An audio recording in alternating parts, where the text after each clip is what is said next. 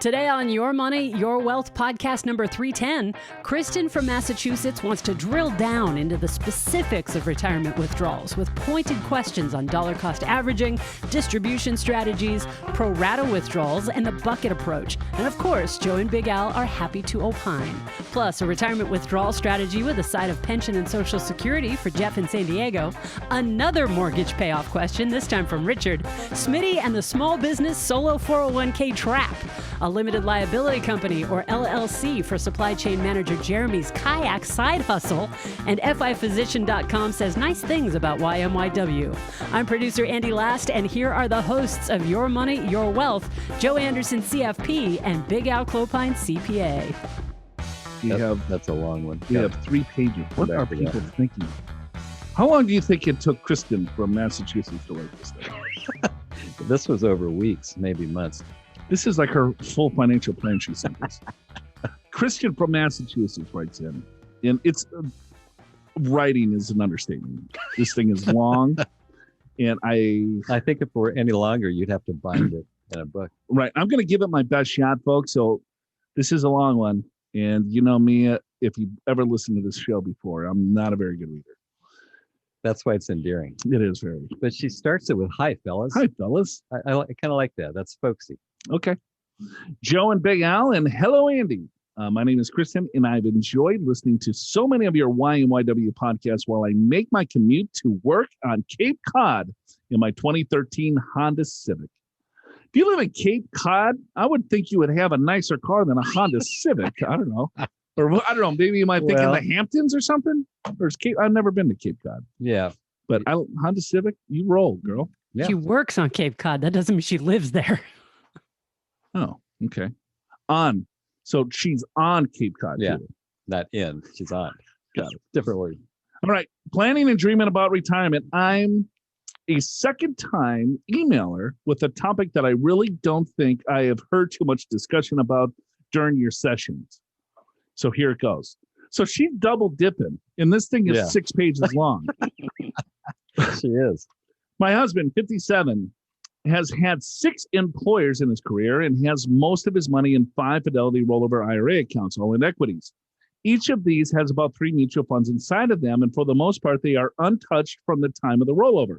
Plus, he has 1 account, a Roth IRA at Fidelity he opened in 2018, podcast 175.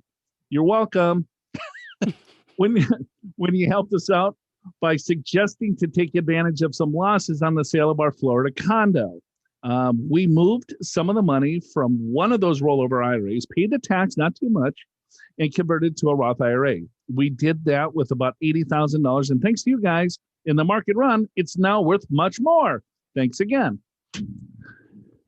My husband now has a Fidelity 401k plan with his most recent employer. Long story short, he has a couple accounts with under $30,000 from more recent employers and a couple accounts from employers in the 1990s that have about $300,000.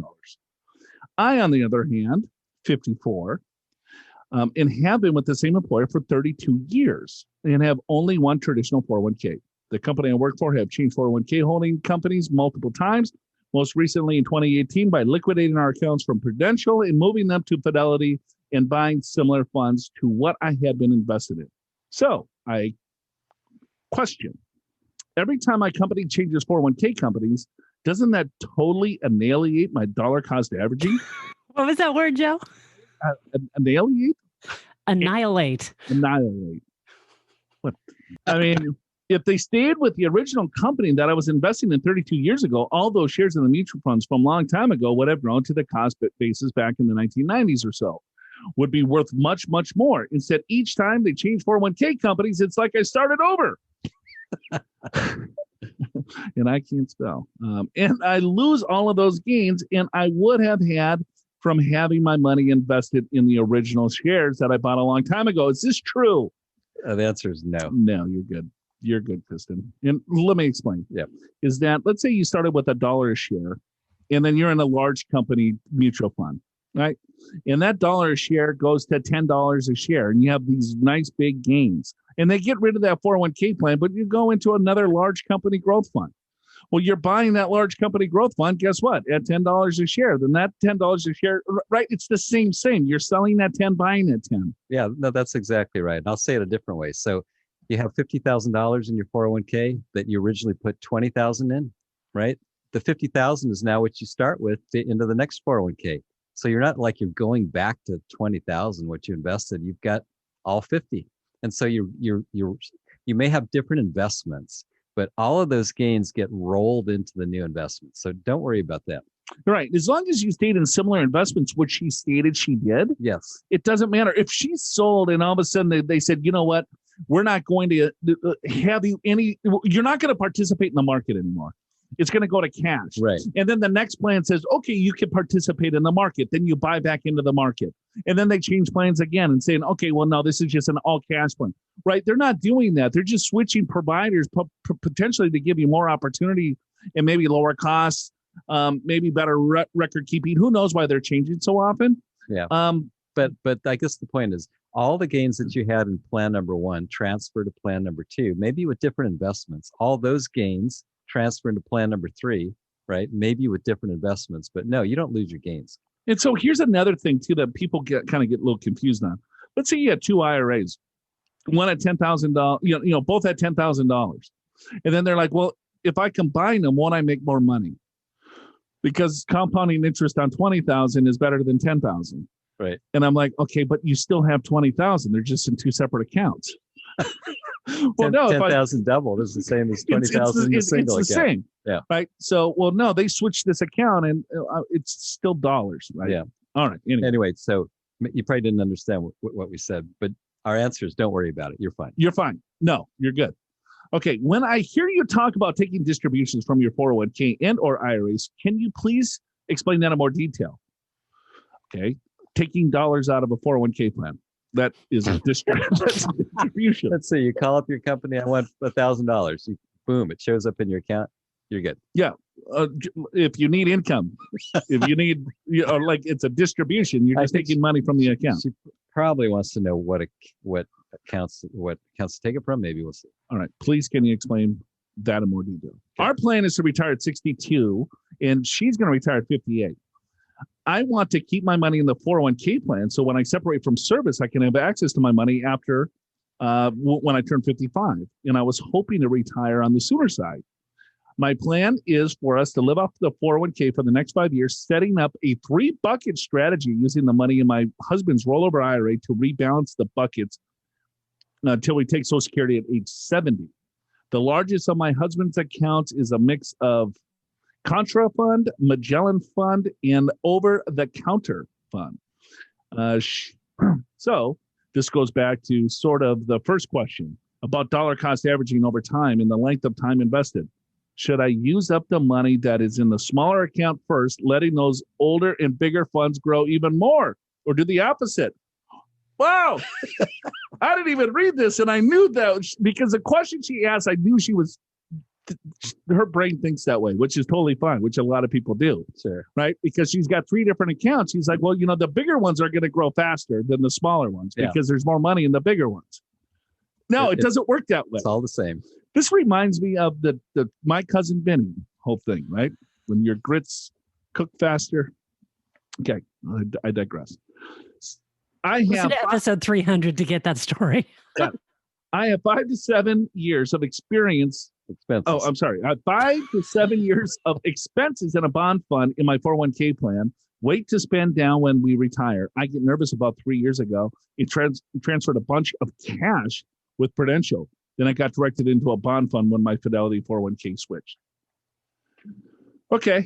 When it comes time to take a distribution, am I going to be able to take money only from this bond fund, or does a little bit of every fund that I have in my 401k have to come out? So that's a good question. Yes. So is it pro-rata, she's asking? Yeah. So she's got 3 different funds and a bond fund, right? She's got OTC, she's got Magellan, and she's got Contra Fund, and then she's got a bond fund. Can she pick which fund to take the money out of, or does she have to do it from all 4? Right. So if you take $1,000 out, is it $250 per fund? Right. Or is it $1,000 from one fund? You can. It's your money, Kristin. You can do whatever you want. You can select whatever you want. The answer is it doesn't matter. So this is not like the pro-rata rule when you're talking about basis in an IRA versus not basis, pre-tax, after-tax money. You can do anything you want. So what she's doing is she's bridging the gap into Social Security. So she wants to retire before age 59 and a half. So she's got money into a 401k plan that she wants to keep in the 401k plan. The reason why she wants to keep it in the 401k plan is that you can take distributions from a 401k plan at age 55 if you separate from service at age 55 without a 10% penalty. So she's right on target there. Keep the money in the 401k plan. But then I got confused. Then her husband plan is the 3-bucket plan or whatever.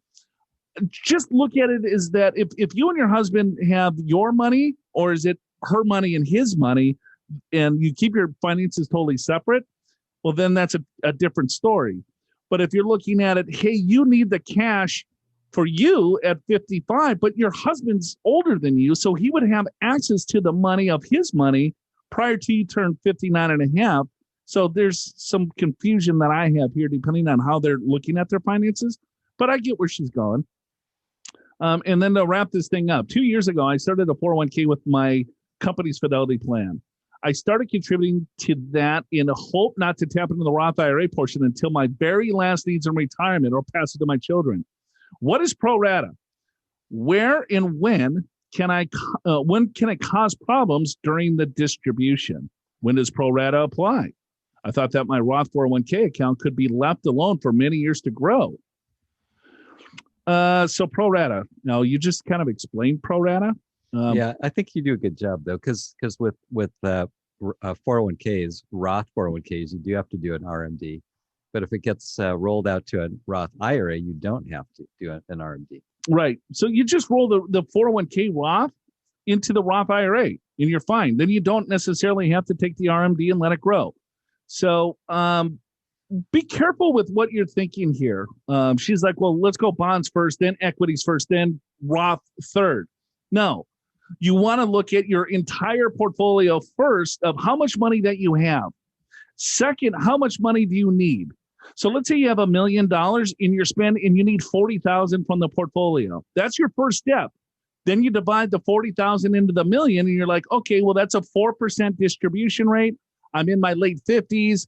I don't know. That's pretty close. Maybe we can't spend 40,000. The second piece of this is look where the money's held. How much is in a 401k plan versus Roth account versus brokerage account? That's tax diversification. Look at you and your husband's money together. So what do you have total in 401k accounts? What do you have total in Roth accounts? What do you have total in brokerage accounts? Right? And so let's say you needed that $40,000 to live off of. Well, you create the portfolio to create that $40,000 of income. Some days you will spend bonds. Some other days you will spend equities, depending on what happens with the market. So she's got this like bucket strategy. Get rid of the buckets are gone. You got a hole in your bucket. Okay. So you want to use in Al and I's opinion, you want to use a total return approach. But how you create a little bit more juice in it is by making sure that you're taking a look at taxes. So she writes on, thanks so much for reading to the end of this email. I hope I haven't frustrated you guys too much on this topic, but this withdrawal process needed more clarification for me, and I don't want to make too many mistakes so close to retirement. I hope you don't mind if I pick your brains again in the future. I have a question about an IRA, annuity, and variable life insurance policies that I brought one in my early 20s. I can't wait for part 3. Yeah, but that's right. Of Kristin from Massachusetts. Thanks so much for your email. Hopefully that helped. No matter which stage you're in life, decisions you make will affect your financial security both today and for years to come. All of Kristin's questions about retirement withdrawals show that to be true. This week on YMYW TV, Joe and Big Al help you crack the financial code at any age. They'll walk you through financial strategies and actions to take in your 20s, 30s, 40s, and 50s to help you overcome any previous missteps and set yourself up for a more successful retirement. Watch YMYW TV and download the free companion guide in the podcast show notes at yourmoneyyourwealth.com. Just click the link in the description of today's episode in your podcast app to get there. Share the love and spread the knowledge. Post the YMYW podcast and TV show on your social media with the hashtag YMYW and email the links to your friends, family, colleagues, dogs, cats, whoever. Question from Richard. What can you tell about index investments? That's on page 10. Oh, yeah, you can answer that. Page 10, what can you tell from index investing? About index investments. Well, they're pretty good. I like them. Yeah, they're strong. How's your portfolio? Yeah, I got indexes. I'm good. Yeah.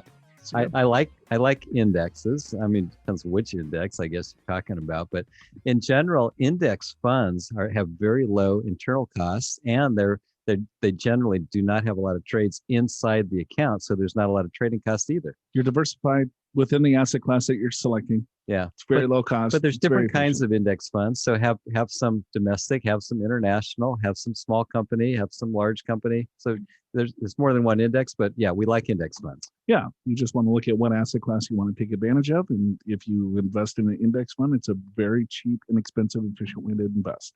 Jeff from San Diego writes in, hello, Joe, Big Al, and Andy.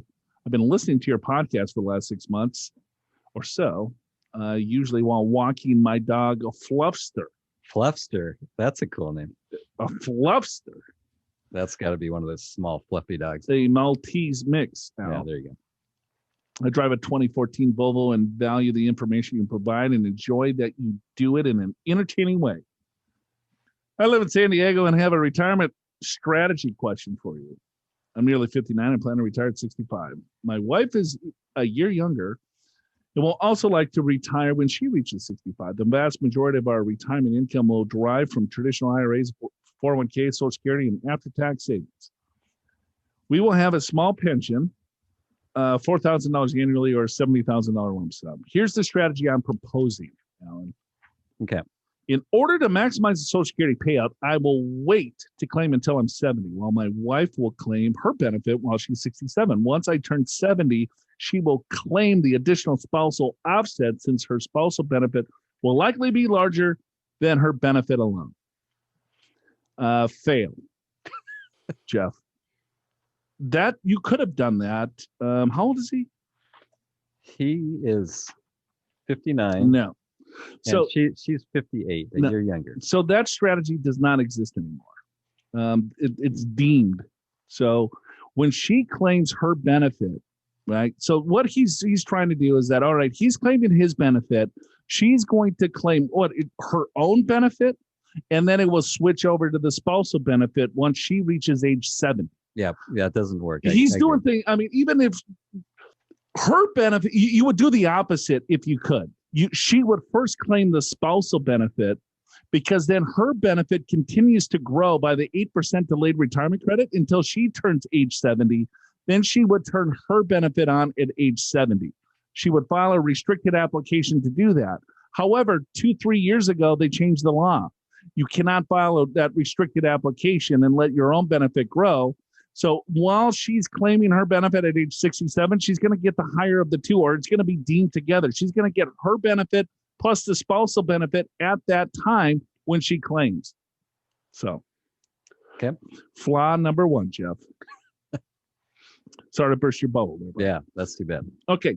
Bridge the 5 years until Social Security starts for me using a combination of the after-tax savings and distributions from the IRA 401ks weighted toward the after-tax savings so the IRAs and 401ks can continue to grow. Okay. You like that so far? No, fail. Okay. Failure. Jeff. Come on. The reason is because you want to, if you're in a super low bracket, because you're not receiving Social Security and you've got after-tax money you can live off of, then you want to maximize those low tax brackets by doing Roth conversions. Or either take the distributions to the lower brackets. Either one. One or the two. Either one. Once I turn 70, the retirement income will then largely derive from Social Security and traditional IRAs 401k, with much less continuing from after-tax savings. Note, I've already recently, what? Coming from after-tax savings. What did I say? Continuing. It's Continuing the same. It doesn't matter. Okay. With much less coming from after-tax savings. Oh, that's much more clear now. Yes. Note, I've only recently started contributing to a Roth 401k at work, so there will be some money in your Roth, but relatively small portion of the nest egg. Does this seem like a reasonable strategy, especially step number 2? Any input on taking the monthly versus lump sum payment for the pension, since it'll be a relatively small component of our retirement? I like the idea of a monthly payment, even if it's small. Thank you very much. Keep up the good work, Jeff. All right, Jeff, we'll give you a pass because he's only been listening for 6 months. Okay. You need to go 6 years Right. to kind of get a good To really get it. Yes. What we're trying to say. Right. It takes us 6 years for anyone to follow us. Okay, so your Social Security strategy is flawed. So if your wife claims the benefit at 67 and 67, right, it is what it is. No big deal. So you got to bridge the gap for your Social Security to turn on at age 70.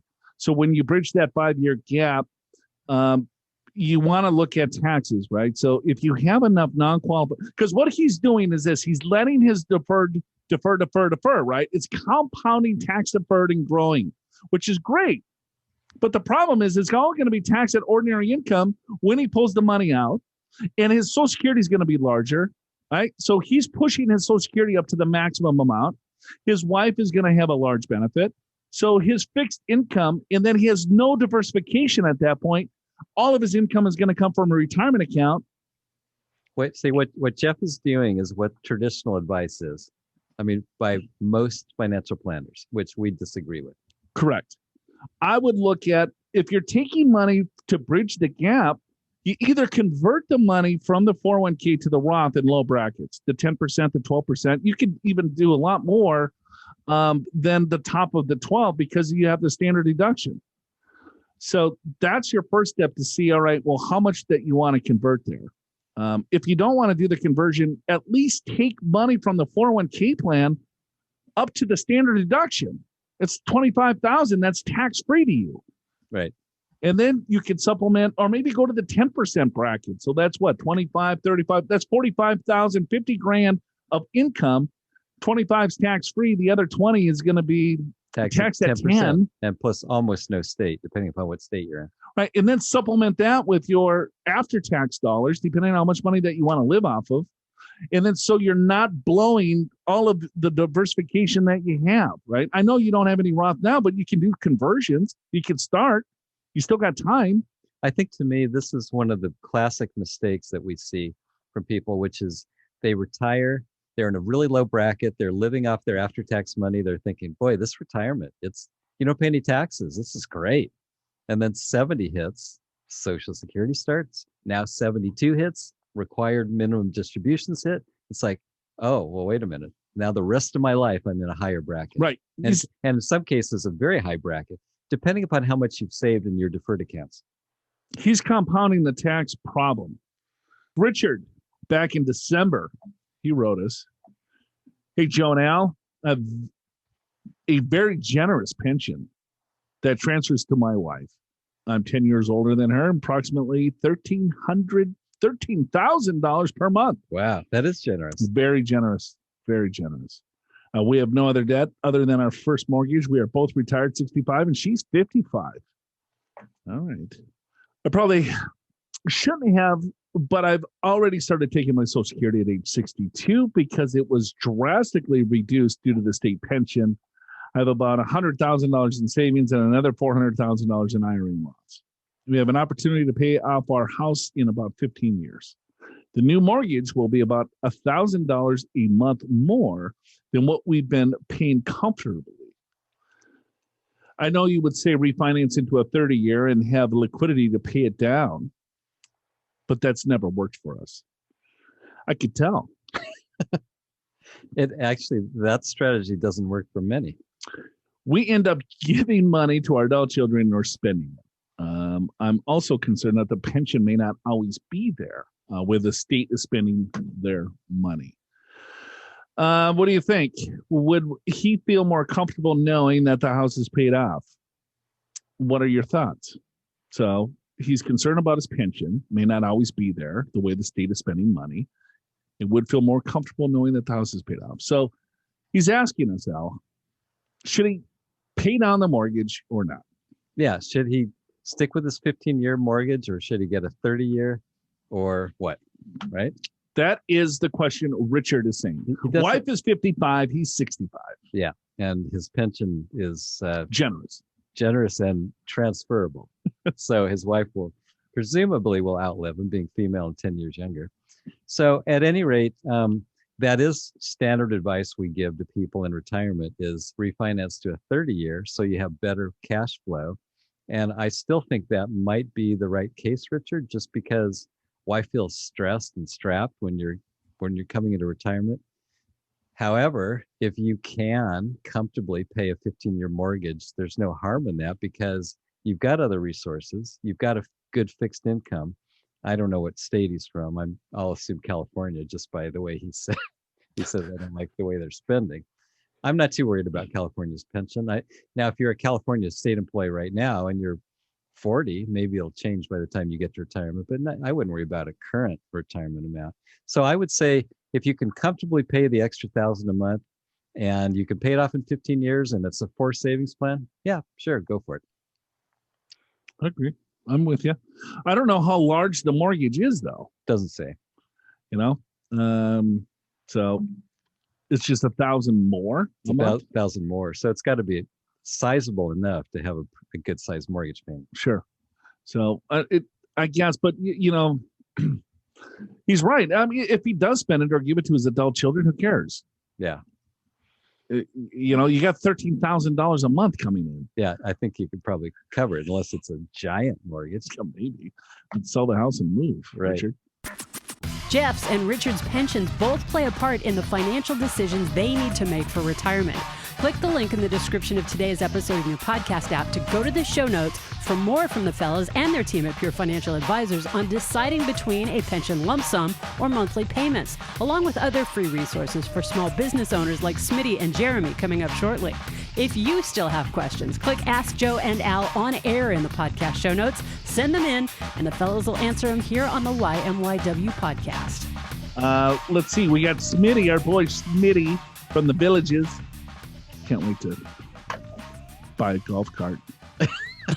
You just want to hang out with him because of his name. I do.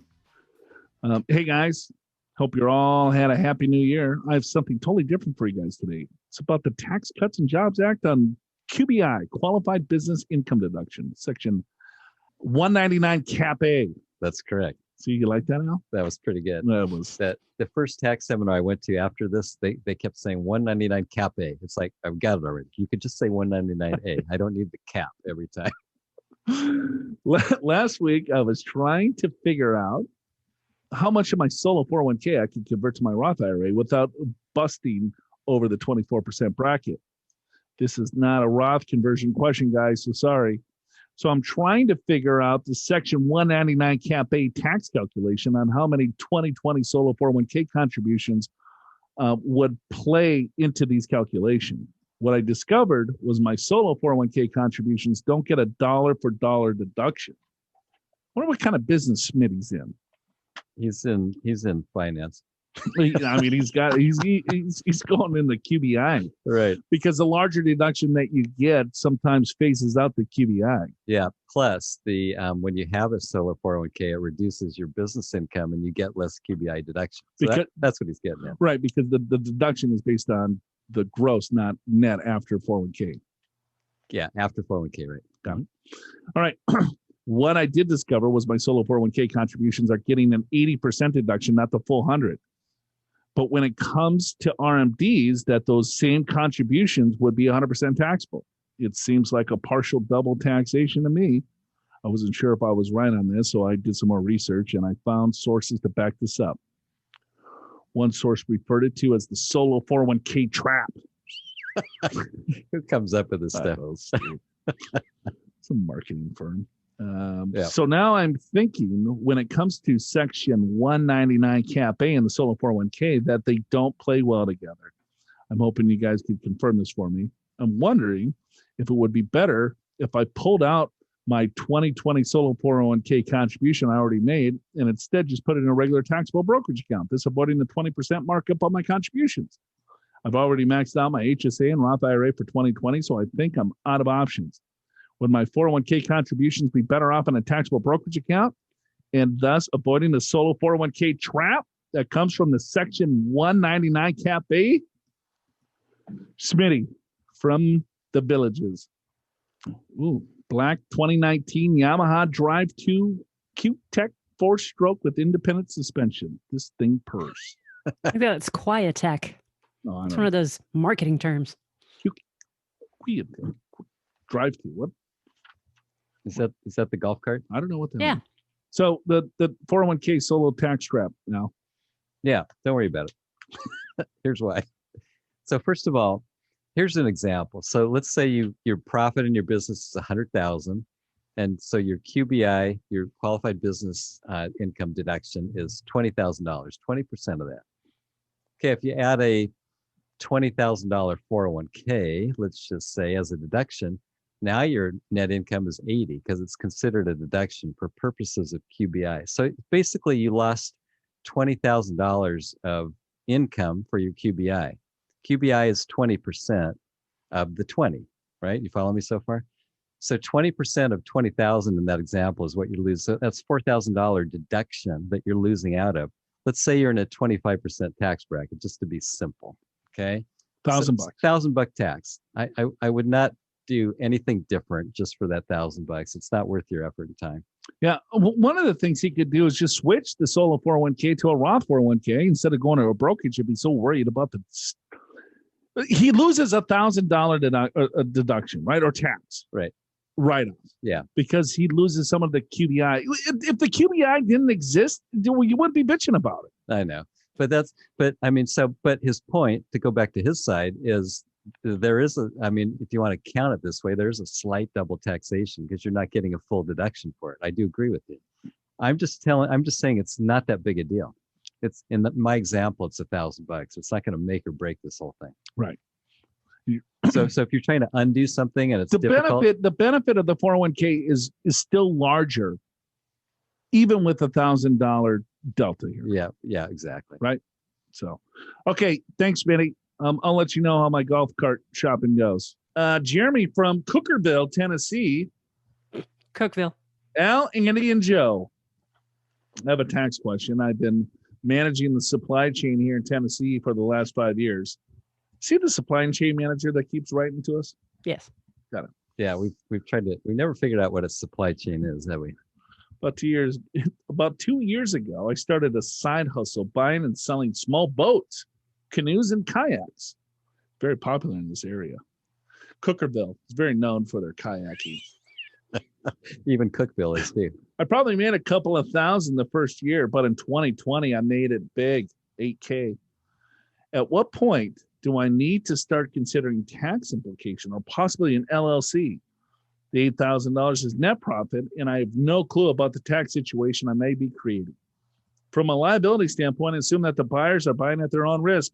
I've sold about 50 or 60 boats in the 2-year period, and I have 0 buyers contact me about problems with their new boat or complaints about the purchase. 50 or 60 boats? That's a lot of boats. Yeah. And he's made $8,000? It's a low commission. They're little kayaks that are $300. That's a ton of work for $8,000. I don't know about you, but I would stick with your supply chain business. Yeah, that does sound better. Oh my goodness, Jeremy. But he likes it. He likes boats. I'm happy to pay the taxes if the law says I owe any. Yeah, it does say you owe some. Yeah, just a smidge.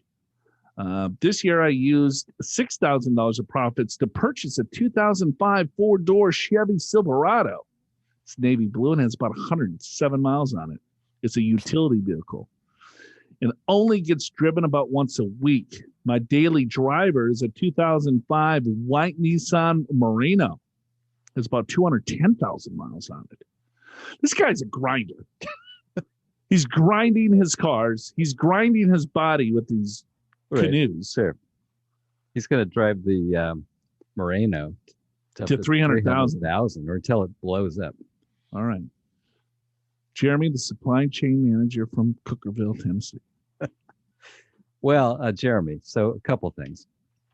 If you either have a sole proprietorship, which is what you have when you have nothing. That's what you currently have. Would you sell 50 or 60 canoes for $8,000? Well, that's net. Net. That's all his expenses. I mean, I can't get over that. That's a lot of work.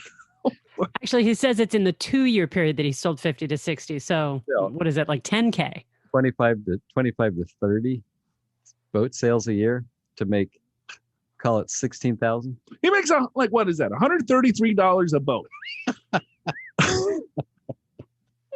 Well, first of all, I think you're going to have to quit your day job if you really want to really accelerate this and make some decent profits. Now that is scalable. Now this is a business that is scalable. I would say, right off the bat, I wouldn't even worry about an LLC or an S corporation until you had at least 50,000 of profits, maybe more. But so understand this: an LLC, this would be what would be called a single member LLC, which is a disregarded entity for tax purposes. So basically, it's if it wasn't there. The only benefit of the LLC is that you get some limited liability protection if you have employees, which you probably don't and probably won't have employees. So LLC makes no sense whatsoever. An S corporation, on the other hand, the benefit there is that you can take your profits and split them between salary and profits. Salary, you have to pay self-employment tax, which is like Social Security taxes on wages. Profits, you don't have to pay it. You do have to pay yourself a reasonable wage for your energy and effort. So, but yeah, no, at $8,000 of profits, I would stick with the sole proprietorship. This is what you currently have. It's fine. Yes, you do have to pay taxes on it.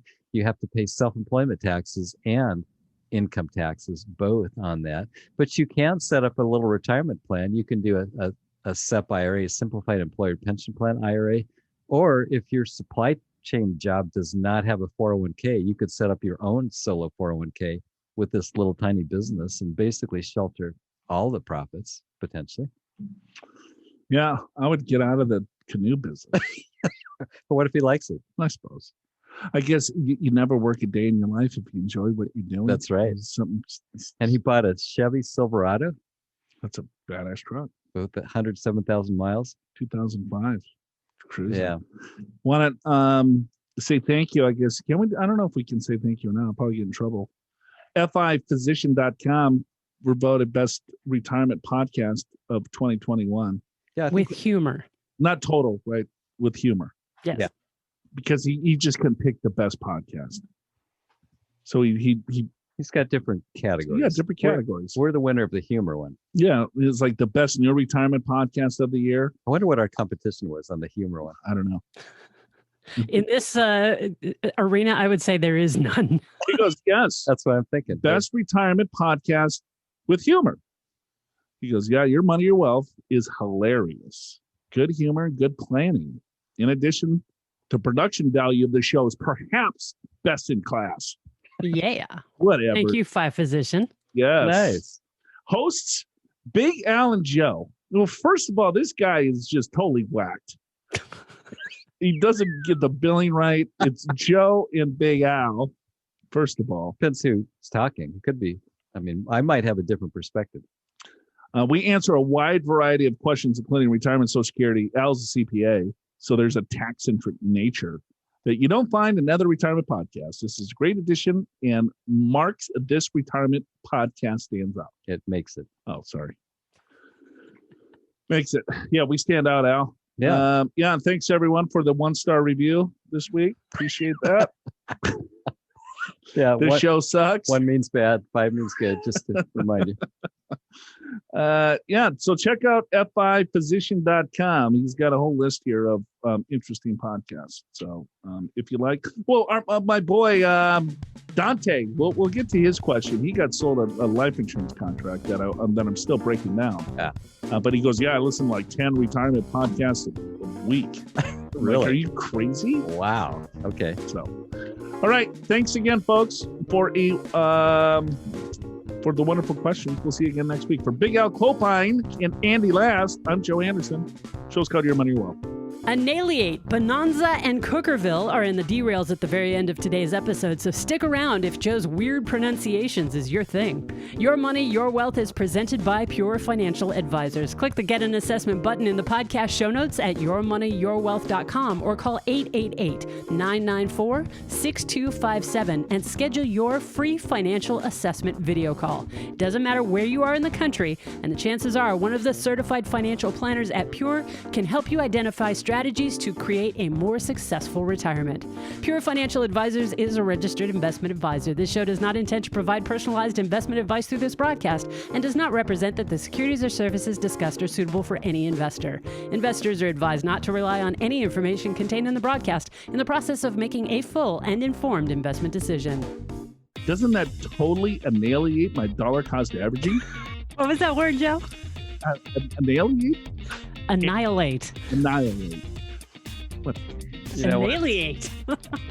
It's funny because I know the word, but I was having trouble figuring out how to say it as well. Annihilate. So I'll give you a pass on that one. Thank you, brother. How about just blow it up, destroy it? Small words, folks, for Joe. So annihilate. Annihilate. You know, I've heard that word. I've said that word. I don't think I've ever seen it in written form. It's like, what? Wow. By the way, I especially enjoyed the riff on Bonanza we did a while back.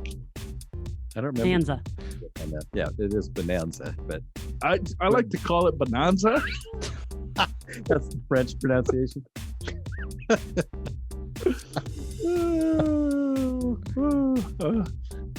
It could be Cookeville. I'd like Cookeville. There's no R in there. I know.